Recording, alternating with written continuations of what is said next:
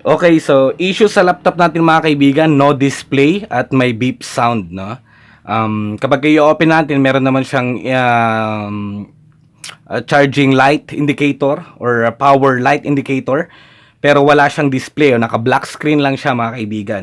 So, as technician, ang pinakaunang tinitignan natin kapag ganyan, sa mga ganyang kaso or sa mga ganyang issue ay yung RAM.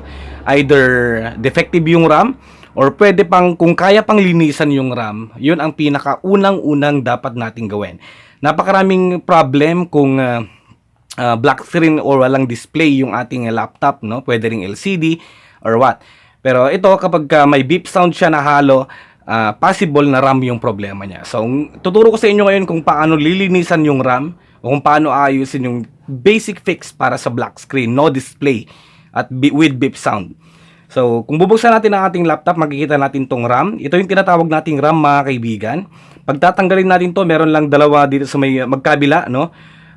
Hilain lang natin palikod tong mga to. Yan, hanggang sa kusang matatanggal tong RAM, hihilain natin yung RAM. So, this is actually how the RAM looks like, no? Yan, RAM or random access memory or memory kadalasan. Ngayon, ang susunod na gagawin, dapat meron sa inyo ay yung eraser ng lapis o maski kahit anong uri ng eraser. Gagamitin lang natin yung eraser sa panlinis sa ating RAM. So, makikita natin tong gold part ng ating RAM, no? Itong mga gold pins na tinatawag natin, mga kaibigan. Gamit ang ating eraser, parang buburahin lang natin siya, parang lilinisan lang natin siya, no? Yan, lilinisan lang natin yung gold pins.